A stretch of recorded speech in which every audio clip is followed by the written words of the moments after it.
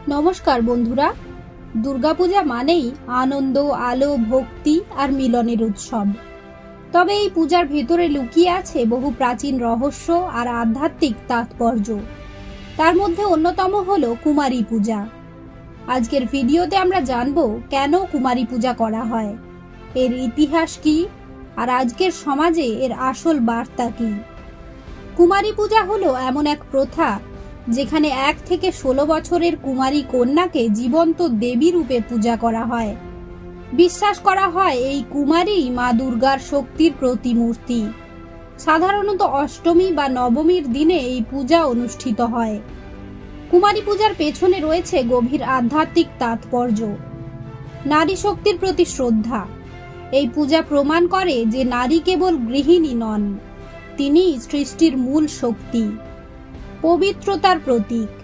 কুমারী কন্যাদের মনে ও শরীরে থাকে বিশুদ্ধতা, যা দেবীর শক্তির শ্রেষ্ঠ প্রকাশ।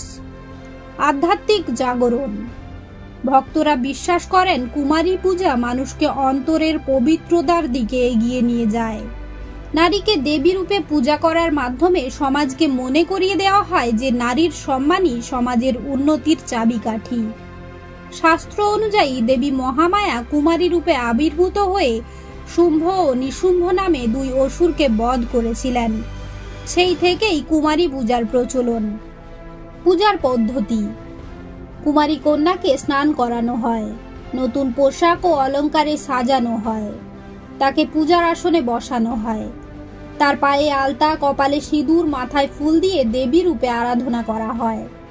শেষে ভক্তরা তার পায়ে প্রণাম করে আশীর্বাদ গ্রহণ করেন, যা দেবীর আশীর্বাদের সমান বলে মনে করা হয়। কুমারী পূজা আমাদের শেখায় নারী মানেই দেবী। সমাজে নারী পুরুষের মধ্যে কোনো ভেদাভেদ নেই। প্রতিটি নারীর ভেতরেই লুকিয়ে আছে সৃষ্টির শক্তি।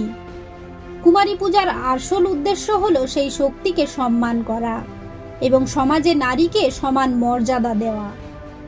আশা করি আজকের ভিডিওটি থেকে কুমারী পূজা সম্পর্কে নতুন কিছু জানতে পেরেছেন। আপনারা যদি দুর্গাপূজার আরো কোনো রহস্য বা প্রাচীন আচার জানতে চান, কমেন্ট বক্সে লিখে জানাতে ভুলবেন না। সবাইকে জানাই দুর্গাপূজার আন্তরিক প্রীতি ও শুভেচ্ছা। ধন্যবাদ।